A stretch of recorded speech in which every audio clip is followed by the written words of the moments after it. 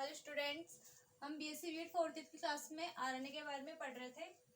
RNA के types, उसकी structure.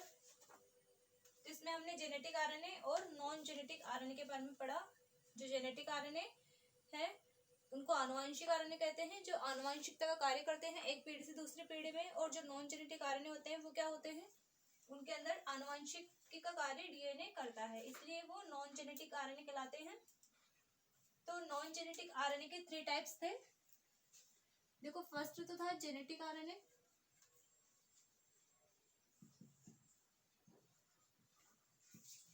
Second था नॉन जेनेटिक आरएनए,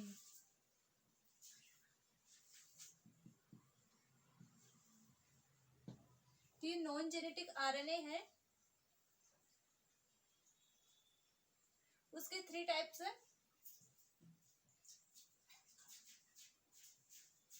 इसके अंदर फर्स्ट है टीआरएनए,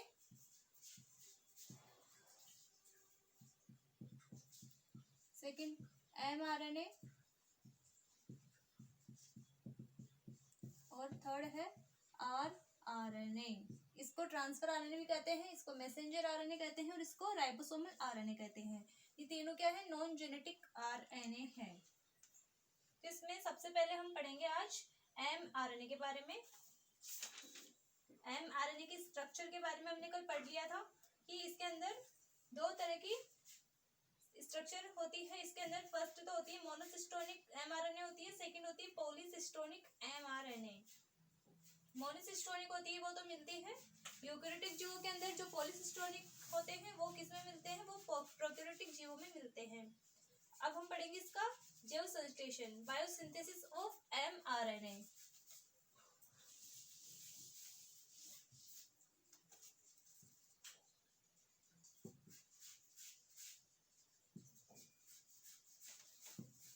बायोसिंथेसिस ऑफ एमआरएनए।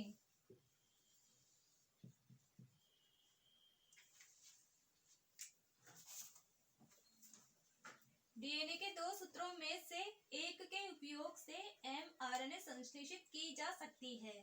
संश्लेषण 5' सिरे से 3' सिरे की ओर होता है। संरचनात्मक जीन या डीएनए सिस्टोन के प्रारंभ स्थल या वर्धक सिरे पर आरएनए पॉलीमरेज एंजाइम संलग्न होकर आरएनए संश्लेषण को उत्प्रेरित करता है।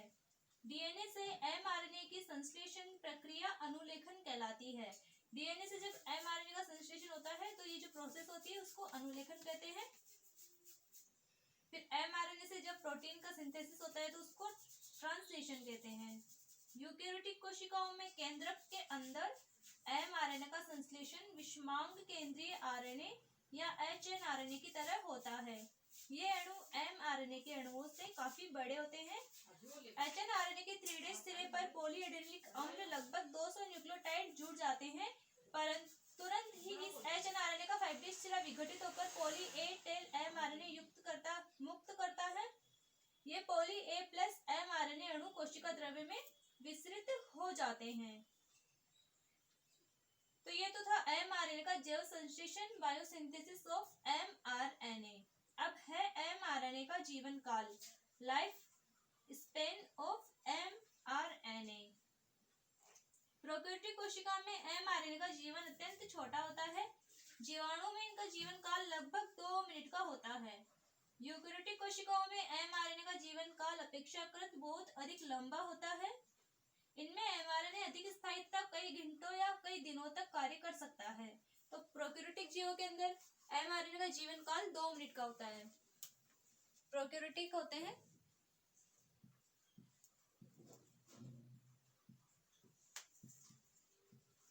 जो प्रोकैरियोटिक जीव होते हैं उनके अंदर 2 मिनट का जीवन काल होता है,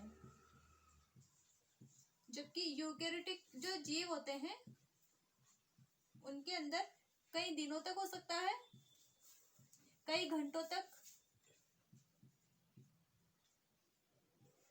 कई दिनों या कई घंटों तक इसका जीवन काल हो सकता है।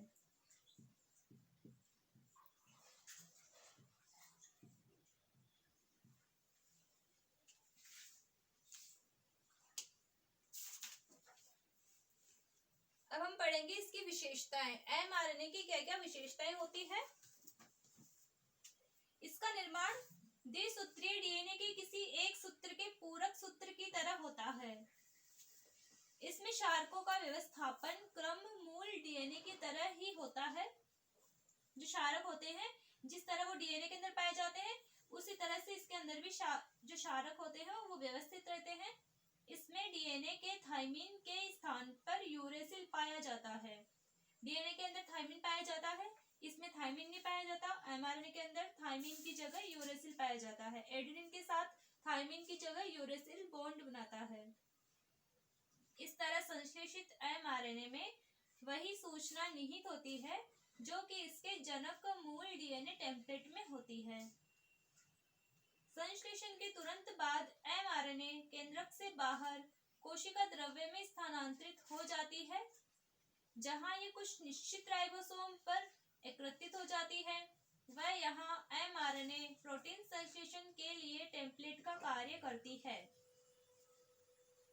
इसका जीवन काल छोटा होता है तथा ये कुछ अनुवादन के उपरांत नष्ट होती है। इसलिए एमआरएनए संश्लेषण तीव्र गति से होता है। कुल क्षारक लगभग समान होते हैं, किंतु इसका व्यवस्थापन क्रम भिन्न होता है। इसका अणुभार 5 लाख से 20 लाख तक होता है। इस तरह से ये तो थी इसकी विशेषताएं। जो एमआरएनए है, जिसको हम मैसेंजर आरएनए कहते हैं, इसका नाम किसने रखा था? इसका नाम रखा था जैकब। एमआरएनए नाम किसने दिया?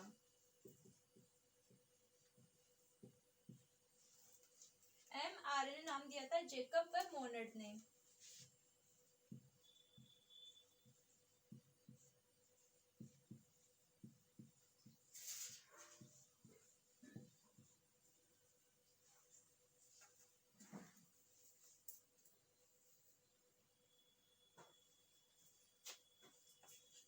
अब हम पढ़ेंगे राइबोसोमल आरएनए, जिसको कहते हैं आरआरएनए।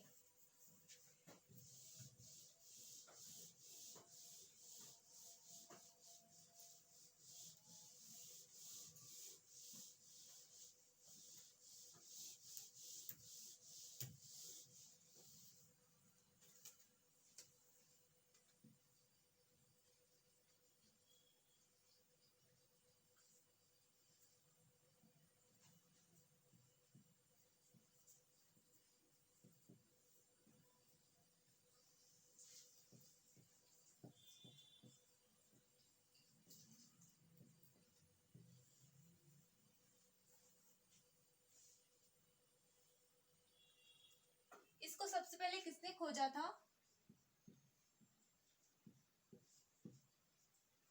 इसको खोजा था टीसीएर्स तथा वाटसन ने।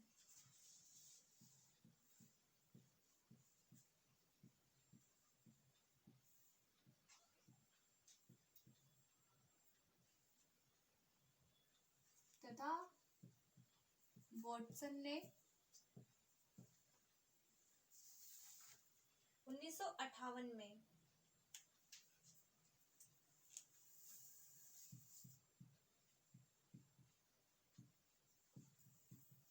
तो टीसीएर्स और वाटसन ने इसकी खोज की थी। ये सबसे स्थायी प्रकार का आरएनए होता है। ये राइबोसोम का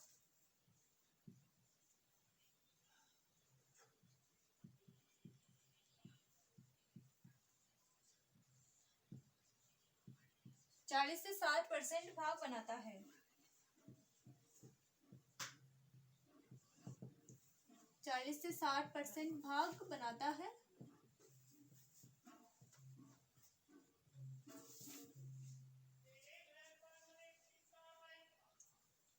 इसके क्षारक का अनुपात A/G/C होता है। इसके अंदर जो क्षारक होते हैं, इसके अंदर इस तरह से अनुपात पाया जाता है: एडेनिन, गवानिन, गवानिन, साइटोसिन। ऐसा होता है, लेकिन ऐसा ही हो ये भी इसमें जरूरी नहीं होता है। यह केंद्रिक संगठन में पाए जाने वाली जीन के द्वारा बनाए जाते हैं तथा इनका निर्माण केंद्रिक में पूरा होता है। इनका निर्माण निर्माण होता है वो न्यूक्लियस के अंदर पूरा होता है, जिसके बाद राइबोसोम 2 इकाइयों में छोटी 30S व बड़ी 50S के रूप में कोशिका द्रव्य में गमन कर जाता है। तो राइबोसोम की 2 इकाइयां होती है, छोटी वाली इकाई होती है 30S और बड़ी इकाई होती है 50S, जो कोशिका द्रव्य में चले जाते हैं। बनते तो न्यूक्लियस के अंदर है, केंद्रिका में बनते हैं, फिर कोशिका द्रव्य में चले जाते हैं। तो इसकी छोटी इकाई तो है 30S, बड़ी इकाई होती है 50S। अतः कोशिकीय आरएनए का अधिकांश भाग राइबोसोमल आरएनए या आरआरएनए होता है। यह कोशिका के कुल आरएनए का लगभग 80% होता है। कोशिका का जो कुल आरएनए होता है, कोशिका में जितने 3 टाइप के आरएनए होते हैं उनका टोटल 80% भाग आरआरएनए होता है।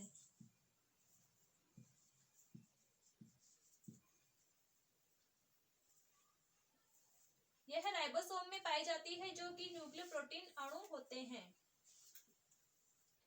अब है आरआरएनए, राइबोसोमल आरएनए। वास्तव में राइबोसोम के आरएनए घटक है जो प्रोटीन संश्लेषण में सहायक होते हैं। इसमें मुख्यतः 2 प्रमुख आरएनए और 50 से अधिक प्रोटीन्स उपस्थित होते हैं। यह 60 तथा 40% होते हैं। राइबोसोमल आरएनए अघुलनशील आरएनए है। जो राइबोसोमल आरएनए होता है वो कैसा होता है? अघुलनशील।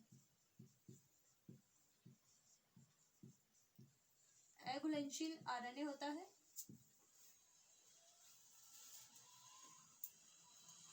यह कोशिका के कुल आरएनए का 80% भाग बनाता है। यह एक कुंडलीय संरचना है, जबकि कुछ एक स्थानों पर हाइड्रोजन बंध द्वारा लूप का निर्माण भी करते हैं। इसका निर्माण केंद्रक में होता है। आरआरएनए दोनों प्रोकैरियोटिक व यूकैरियोटिक कोशिकाओं में पाया जाता है। ये प्रोकैरियोटिक में भी मिलता है और यूकैरियोटिक में भी मिलता है, दोनों में मिलता है। यूकैरियोटिक प्लस प्रोकैरियोटिक दोनों के अंदर आरएनए पाया जाता है। कौन सा वाला? RRNA plus prokaryotic. दोनों में ये प्रेजेंट होता है।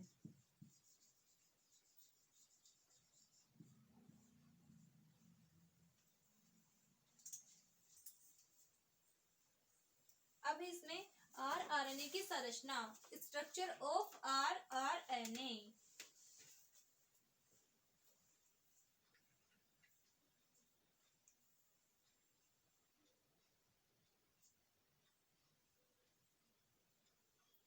राइबोसोमल आरएनए या आरआरएनए में 2 उप इकाइयां उपस्थित रहती है।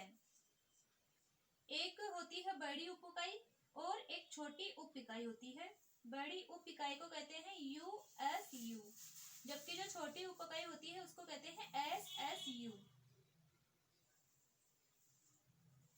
यह दोनों बड़ी के ऊपर छोटी उप इकाई व्यवस्थित रहती है, जिनके मध्य एमआरएनए पाया जाता है।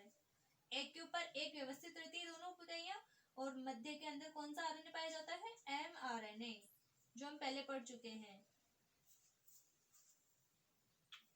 राइबोसोम आरएनए में 2 अमीनो अम्ल के मध्य पेप्टाइड बंध निर्मित करता है।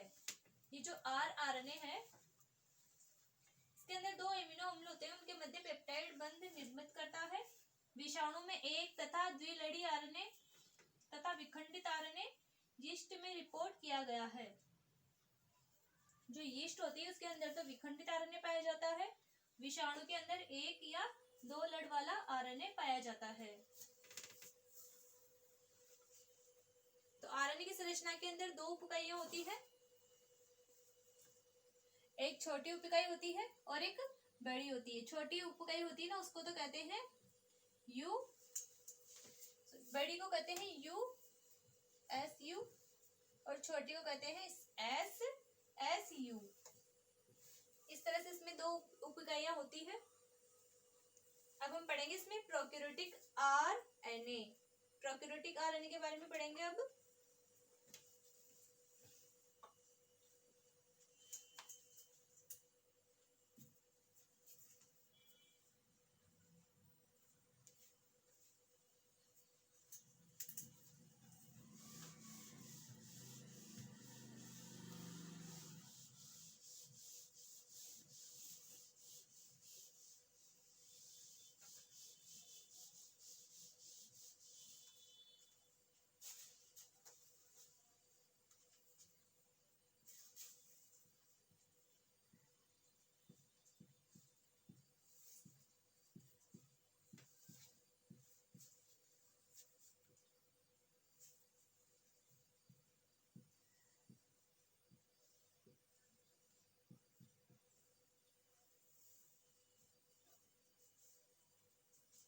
प्रोकैरियोटिक कोशिका 23, 16 तथा 5s आरएनए युक्त होती है।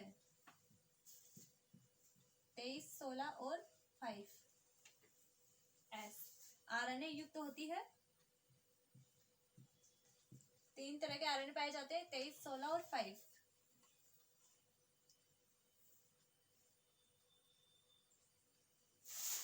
प्रोकैरियोटिक जो राइबोसोम होते हैं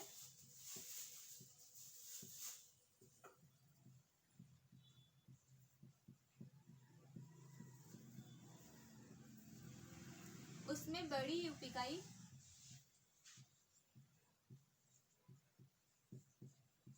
वो होती है 50s।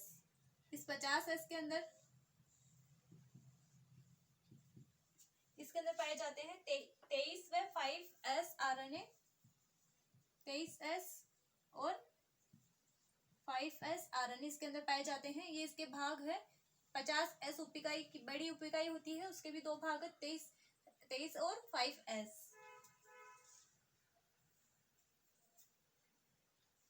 और छोटी इकाई होती है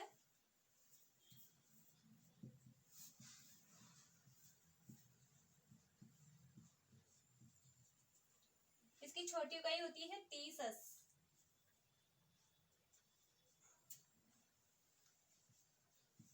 जिसके अंदर 16s आरएनए पाया जाता है।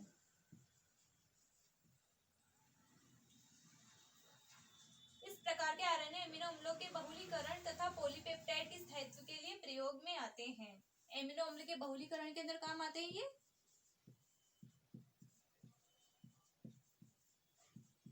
जब एमिनो अम्ल बनते हैं तो उनके बहुलीकरण में, उनकी पॉलीपेप्टाइड श्रृंखला बनाने में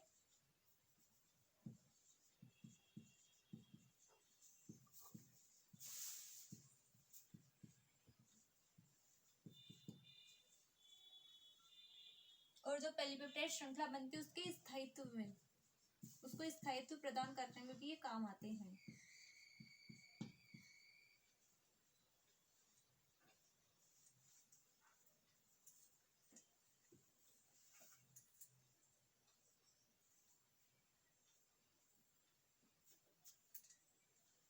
इस तरह से प्रोकैरियोटिक आरएनए होता है ना, वो 3 तरह का होता है, 23, 16 और 5। बड़ी उपइकाई के अंदर तो पाए जाते हैं 23 और 16, 23 और 5। और जो छोटी उपइकाई होती है 23, उसके वो होती है 30। इसके अंदर पाया जाता है 16 आरएनए। अब इसके बाद यूकेरियोटिक आरएनए।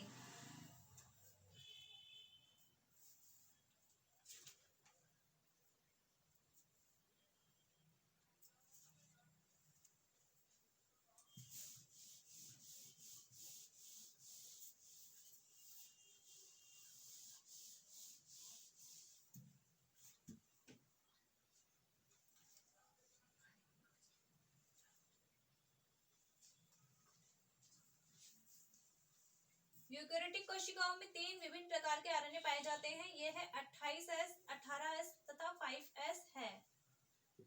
इसके अंदर 28s, 18s और 5s आरएनए है, ये इसमें पाए जाते हैं। 28 तथा 5s प्रकार के आरएनए 80s राइबोसोम की वृहद इकाई में पाए जाते हैं। 80s राइबोसोम की इकाई के अंदर कौन कौन से पाए जाते हैं? 28s और 5s।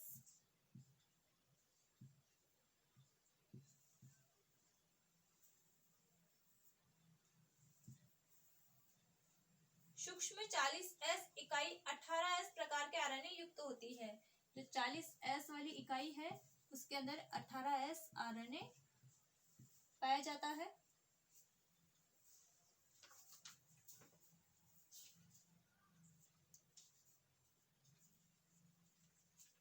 तो इस तरह से ये तो थे प्रोकैरियोटिक आरएनए और यूकेरियोटिक आरएनए। अब हम देखेंगे इसमें राइबोसोम की संरचना। राइबोसोम किस तरह का होता है, उसकी स्ट्रक्चर कैसी होती है?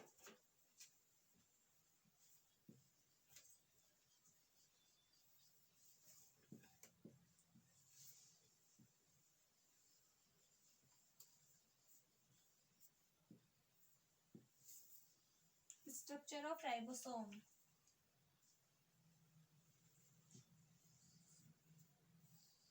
इसमें एक बड़ी इकाई होती है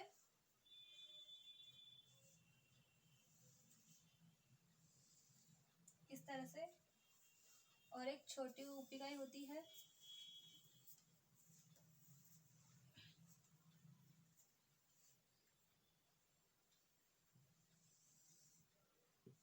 ये यहाँ पे बीच में mRNA होता है।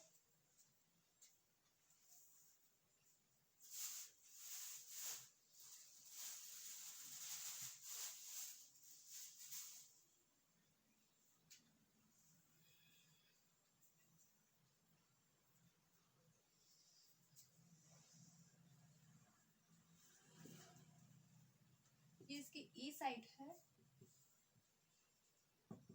ये पी साइट है,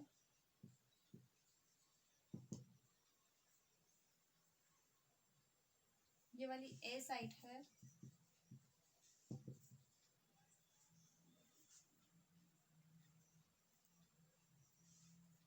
और यहाँ पे है ये वाली 5S साइट।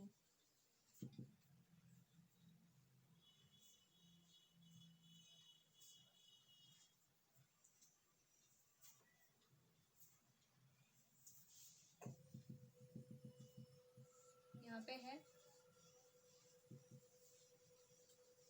पेप्टाइडी transferase site.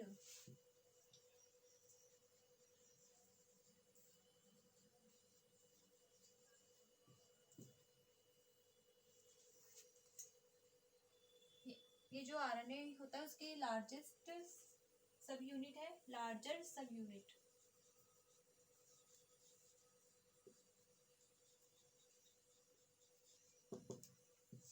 और ये वाली है स्मॉलर सब यूनिट।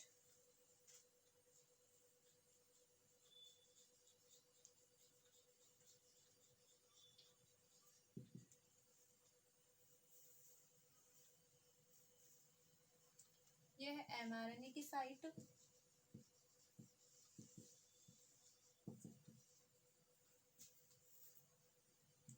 यहाँ पे mRNA की बाइंडिंग साइट।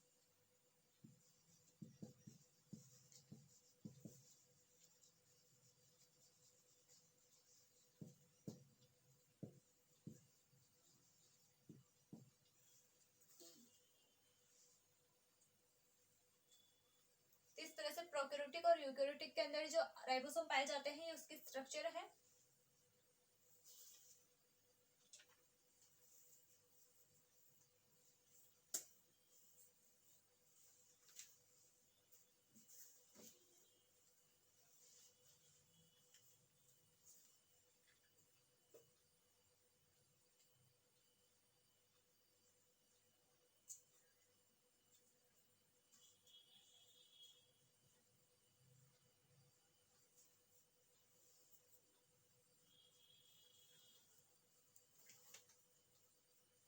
अब इसके बाद हम पढ़ेंगे आरआरएनए का महत्व, इम्पोर्टेंस ऑफ आरआरएनए।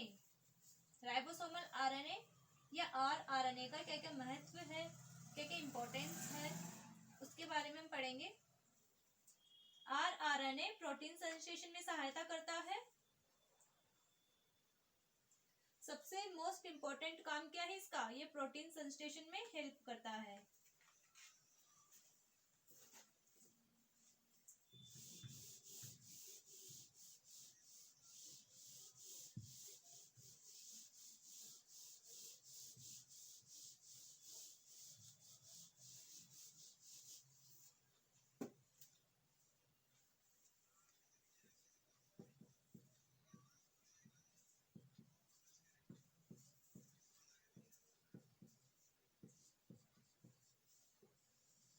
आरआरएनए का महत्व,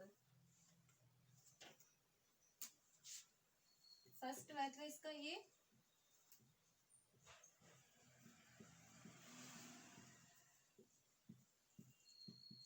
प्रोटीन संश्लेषण में सहायक है।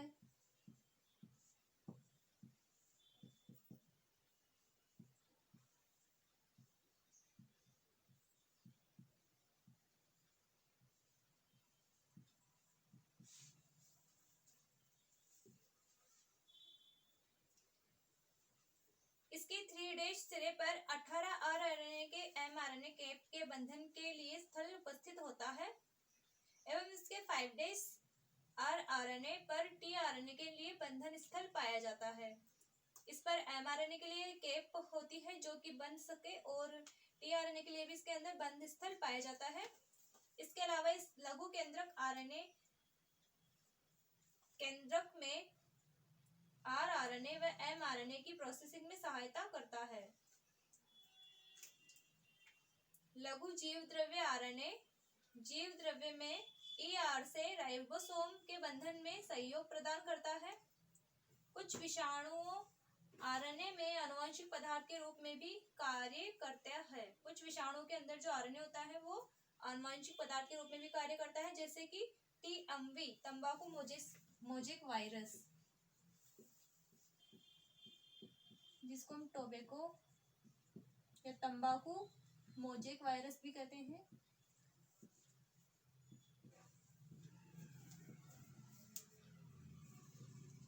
इसके अंदर जो आरएनए होता है वो आनुवंशिक पदार्थ के रूप में कार्य करता है। इसमें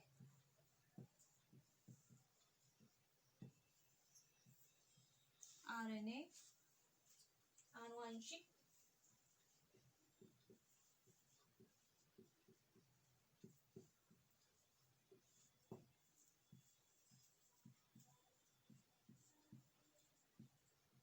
पदार्थ के रूप में भी कार्य करता है।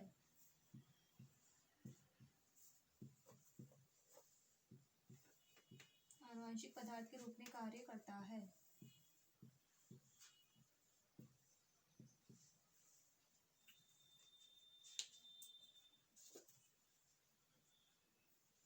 तो इस प्रकार से जो आरएनए है सबसे इंपॉर्टेंट काम है उसका प्रोटीन सिंथेसिस या प्रोटीन का संश्लेषण करना।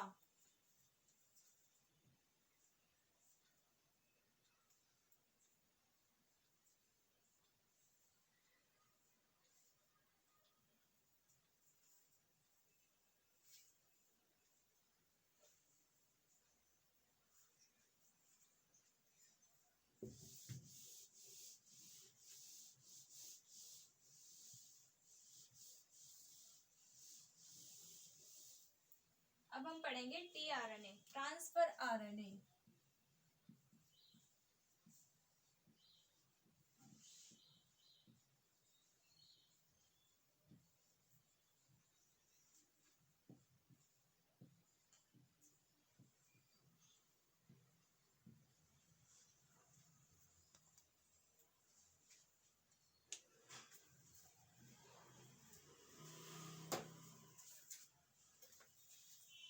वह आरएनए का अणु जिसमें केवल एक विशिष्ट एमिनो अम्ल से संयुक्त होने की क्षमता होती है, वह इस क्रिया को एक एमिनो अम्ल विशिष्ट विकर एमिनो एसिड टीआरएनए सिंथेटेज करती है। स्थानांतरण आरएनए कहलाता है क्योंकि यह उस विशेष एमिनो अम्ल को उसके समूह से हटाकर प्रोटीन संश्लेषण के स्थल पर एंटीकोडॉन को पहचानकर स्थानांतरित करता है। इस प्रक्रिया में टीआरएनए बेहद जटिल कार्य करते हुए कोशिक प्रोटीन संश्लेषण में सहायता प्रदान करता है। स्थानांतरण आरएनए या टीआरएनए आकार में छोटे तथा लगभग 60 प्रकार के राइबोन्यूक्लिक अम्लों द्वारा बनता है। ये स्वतंत्र रूप से कोशिका द्रव्य में रहते हैं। ये कोशिका द्रव्य में एमिनो अम्ल के अणुओं को अपने साथ संलग्न करके एमआरएनए की उपस्थिति में जोड़कर पॉलीपेप्टाइड श्रृंखला के निर्माण में मदद करता है। इसके राइबोन्यूक्लिक अम्ल एमआरएनए पर स्थित कोडॉन की पहचान करते हैं तथा ये सक्रिय 20 एमिनो अम्ल के प्रति अत्यधिक बंधुता के कारण संयुक्त होकर उनको प्रोटीन संश्लेषण के स्थल तक पहुंचाती है।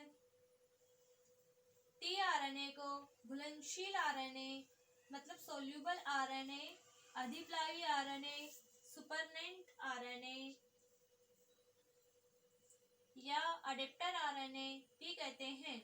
यह कोशिका में कुल आरएनए का लगभग 10 से 15% होता है। इसका उत्साधन स्थिरांक 4s तथा अणु भार 25,000 डाल्टन होता है।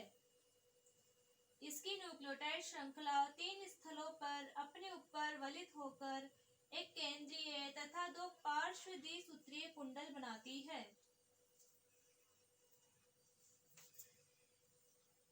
टीआरएनए में ए अनुपात यू मतलब एडेनिन अनुपात यूरेसिल तथा गवानीन अनुपात साइटोसिन क्षारकों का अनुपात सदैव लगभग एक ही रहता है। यह लगभग 70 से 75 न्यूक्लियोटाइड की श्रृंखला होती है, किंतु यह देखा गया है कि इसका 80% तक भाग द्विलड़ी हो जाता है। इसका 80% तक तो भाग डबल स्ट्रैंड तक होता है। इसके 5' सिरे पर गवानीन रहता है तथा 3' सिरे पर CCA पाया जाता है। AUGC के अलावा कुछ असामान्य क्षारक भी उपस्थित होते हैं। एडेनिन, यूरेसिल, गवानीन, साइटोसिन के अलावा कौन कौन से क्षार होते हैं उसके अंदर? इसमें होते हैं 5' राइबोसिल यूरेसिल, डाइहाइड्रोयूरिडाइलिक अम्ल जिसको DHA भी कहते हैं, और होता है स्यूडोयूरेडिन। AGC के मिथाइलेटेड क्षारक, इन क्षारकों का कुल भार 10 से 20% तक रिपोर्ट किया गया है। तो टीआरएनए की एल आकार की त्रिविमीय संरचना इस प्रकार है।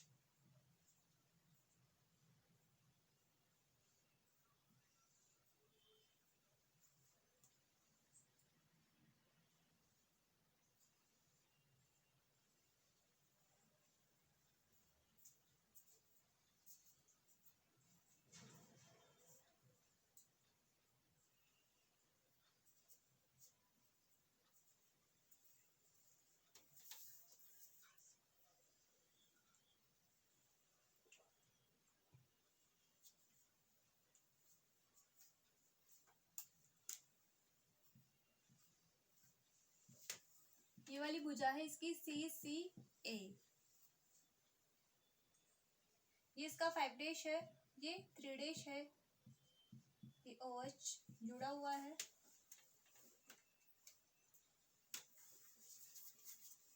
ये है GT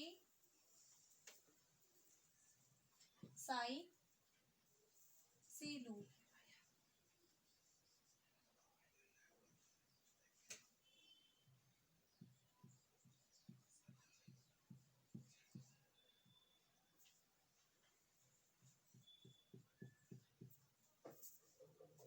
ये वाला लूप है, ये होता है एंटीकोडोन लूप।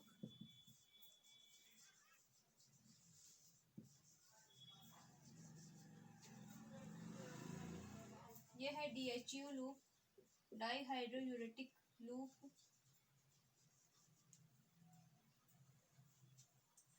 इसकी लंबाई होती है 77 एंगस्ट्रॉम।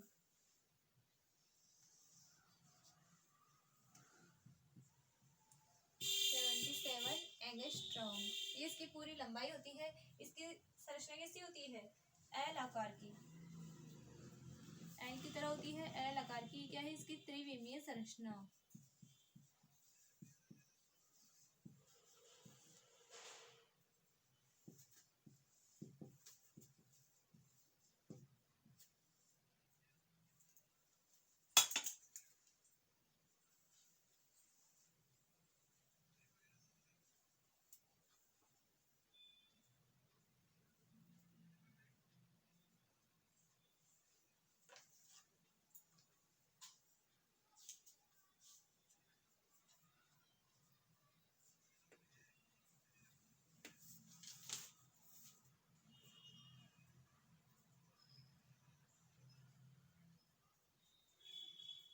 टीआरएनए के अधिकांश क्षारक वाटसन व क्रिक के मॉडल के समान ही युग्म बनाते हैं, किंतु इन असामान्य क्षारकों के लिए संभव नहीं होता है, क्योंकि बंध बनाने वाले स्थल पर रूपांतरण हो जाता है। वे इसी कारण युग्म न बना सकने वाले क्षारक टीआरएनए से इसमें लूप निर्मित कर लेते हैं। इन्हीं लूप पर कार्य करते हुए R.W. होले ने 1965 में यीस्ट एलानिन टीआरएनए के लिए क्लोवर लीफ मॉडल प्रस्तुत किया। डब्ल्यू होले ने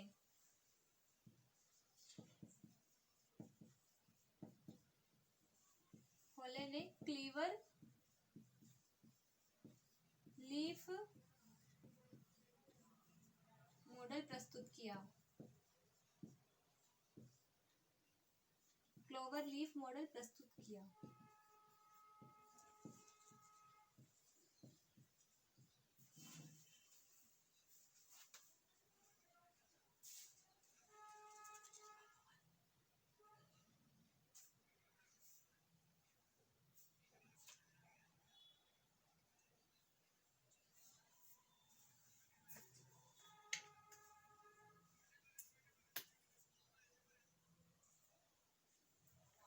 टीआरएनए की संरचना तथा कार्यप्रणाली समझने हेतु एक त्रि-आयामी मॉडल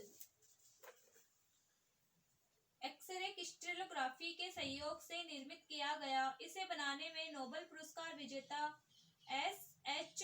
किम तथा ए. क्लग का महत्वपूर्ण योगदान है। किम ने यीस्ट एलेनिन टीआरएनए का मॉडल बनाया, जो अंग्रेजी के एल समान था व इसकी मोटाई 20 एंगस्ट्रॉम थी। इसमें निम्न क्षेत्र पाए जाते हैं। ये जो त्रिविमी मॉडल है, इसकी आकृति एल की जैसी है। इसकी लंबाई तो 77 एंगस्ट्रॉम है, लेकिन इसकी मोटाई कितनी है? 20 एंगस्ट्रॉम इसकी मोटाई है।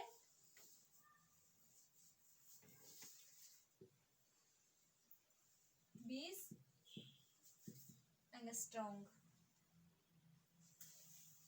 इसके अंदर कौन कौन से स्थल पाए जाते हैं? फर्स्ट, इसमें सिरे 3' पर एमिनो अम्ल संलग्न स्थल। इसका जो 3' सिरा है, इस पर एमिनो अम्ल आकर संलग्न होते हैं, इसलिए ये कहलाता है एमिनो अम्ल संलग्न स्थल। फिर इसमें सिरा 5', ये 5' है। इस पर गवानीन क्षारक व फास्फेट समूह उपस्थित होता है। यहाँ पे गवानीन क्षारक और फास्फेट का समूह उपस्थित होता है।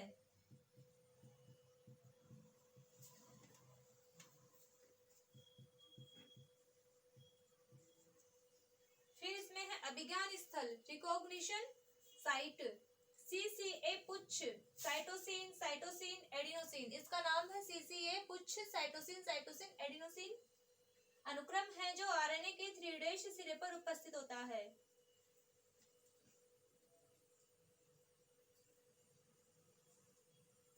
CCA अनुक्रम एंजाइम को टीआरएनए को चिह्नित करने में सहायता करता है। टीआरएनए को रिकॉग्नाइज करने में स्थल इसकी सहायता करता है। फिर है एंटीकोडोन या कोडोन अभिज्ञान स्थल। यह है एंटीकोडोन। प्रतिकोडोन लूप में 6 क्षार युग्म उपस्थित होते हैं। इसमें 6 क्षार के युग्म पाए जाते हैं।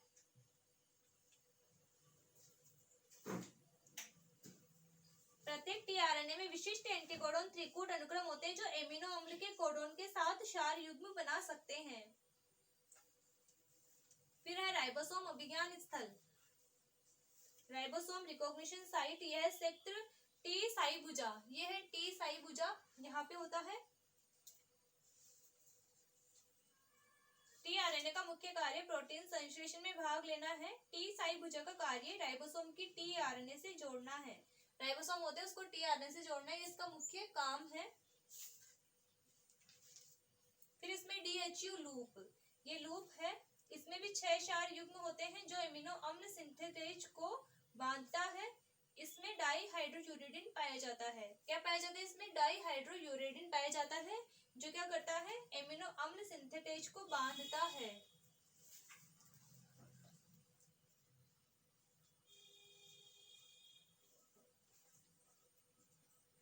इस प्रकार हम देखते हैं कि टीआरएनए पर जो क्लोवर लीफ के समान होता है, उसमें 3 सिरे होते हैं, जो लूप कहलाते हैं। मध्य में उभार होता है, जिसकी भुजा की लंबाई तथा उनके लूप का आकार जातियों के हिसाब से अलग अलग होता है।